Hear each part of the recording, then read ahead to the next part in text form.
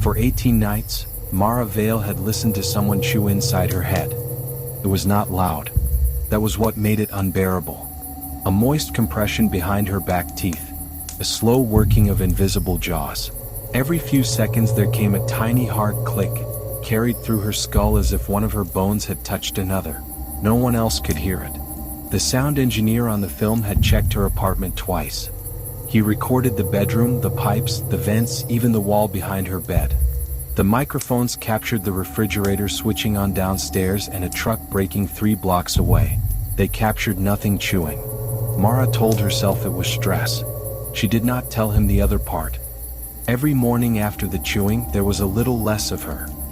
3 weeks earlier, Mara had been cast in her first leading role. She was playing a young woman whose body had been occupied by something the script never named.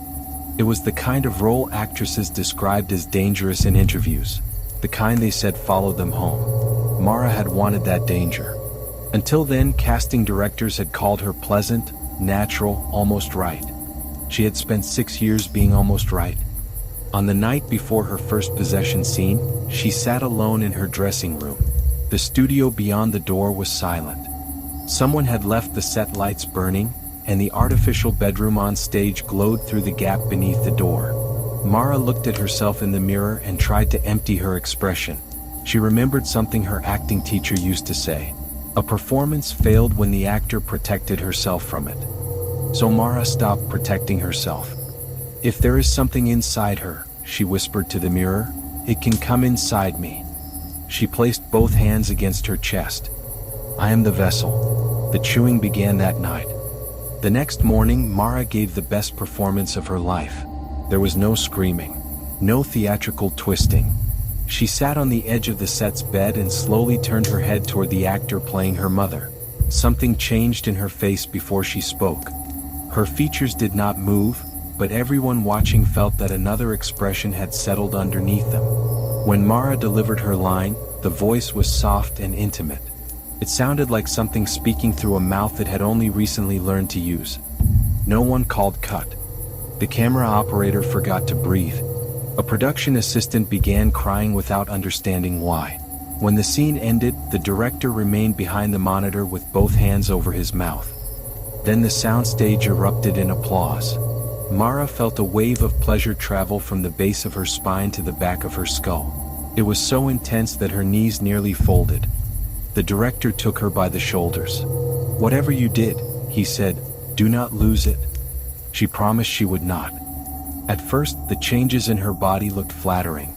The soft tissue beneath her cheeks receded, revealing the clean arcs of her cheekbones. Her jaw appeared sharper on camera.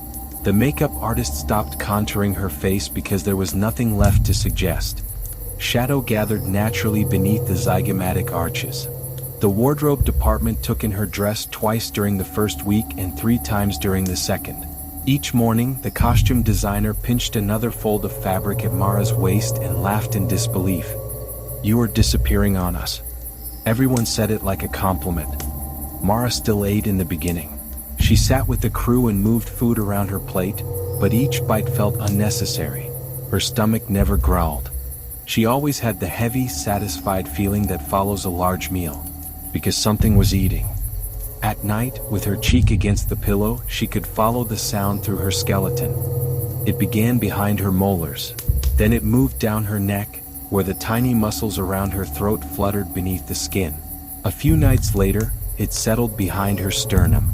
Chew, pause, swallow. After each swallow, warmth spread through her chest and abdomen. Her fingers tingled. Her scalp tightened.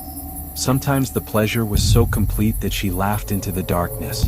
By the 3rd week, the layer of fat beneath her skin had almost vanished. Blue veins branched across her ribs and shoulders. The tendons in her neck stood out when she turned her head. When she raised an arm, the head of the humorous seemed to press against the thin covering of her shoulder from within. She began studying these changes in the mirror. She liked the visible machinery of herself. The movement of a tendon, the hinge of a joint, the pale ridges of her ribs appearing one after another when she inhaled. There was an honesty to it, she thought. Nothing concealed. Nothing wasted. The chewing approved. On set, people had stopped asking whether she was losing weight. Now they asked how. Mara smiled and said she had surrendered to the role. The studio publicist wrote those words down. During the filming of the final exorcism, Mara's body began shaking before the cameras rolled. The movement started in the small muscles between her ribs and spread outward. Her shoulder blades shifted beneath her skin like folded objects trying to open. The director watched from behind the monitor. He did not ask if she needed a doctor. He whispered, "Roll camera." Mara collapsed during the first take. She struck the floor hard enough to bruise her hip, but there was so little tissue covering the bone that the impact sounded like wood against concrete. She rose without being told. On the second take, she spoke in a language that was not in the script. On the third, blood appeared between her teeth. When the director finally called cut, the crew applauded again. Mara could not stand.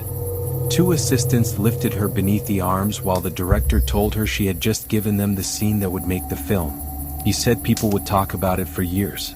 He said the studio already wanted additional close-ups. Someone offered Mara juice. She turned her face away. The chewing had moved lower. It was working somewhere beneath her left breast, close to the costal cartilage. She could feel a faint inward tug with every bite. At home, Mara made it as far as the couch. Her cat, Juno, watched her from the hallway. Usually he came running when she returned, but that night he approached slowly, placing each paw down with care. He sniffed the air around her, then stared at the center of her chest. Mara tried to call him. Her voice came out thin and papery. Juno jumped onto the couch. The impact pushed the air from her lungs. He stepped onto her stomach, circled once, and settled over her sternum. His warmth felt good. His purring vibrated through the bones beneath him and briefly covered the chewing. Then he began to knead. His right paw pressed into the space between two ribs. The skin sank farther than it should have. For a moment, the depression remained after he lifted his paw, a shallow hollow above her heart. Mara stopped breathing. The paw came down again. There was a dry crack. Not a snap. Not a pop. It was the delicate sound of a thin piece of wood splitting along its grain. Pain flashed white through Mara's chest. She screamed, and Juno launched himself across the room. For the first time in 18 nights, the chewing stopped. The silence lasted 3 seconds. Then something inside her shifted toward the broken rib. Mara felt it move. The skin above the fracture drew inward. A wet mouth closed around the splintered ends of bone. The chewing resumed with a new sound beneath it, a fine granular crunch like teeth grinding through eggshell. The pain diminished immediately. Pleasure poured through her so powerfully that she smiled before she realized she was smiling. That was when Mara finally understood. It had already eaten the softness beneath her skin. It had taken the muscle from her thighs, the padding from her joints, the tissue around her organs. Now it had reached her bones. It was eating her alive. And some part of her still wanted to thank it. Mara rolled off the couch and hit the floor on one knee. Her patella struck first. The joint no longer had enough protection, and the contact sent a hard vibration through her femur. She tried to stand. Her quadriceps tightened, trembled, and failed. The mirror in the hallway was less than 15 feet away. She began to crawl. Her palms slid across the floor. The small bones in her wrists shifted beneath translucent skin. Each time she pulled herself forward, her shoulder blades rose like blunt wings along her back. Her breath whistled between ribs that could no longer expand evenly. Juno retreated as she passed.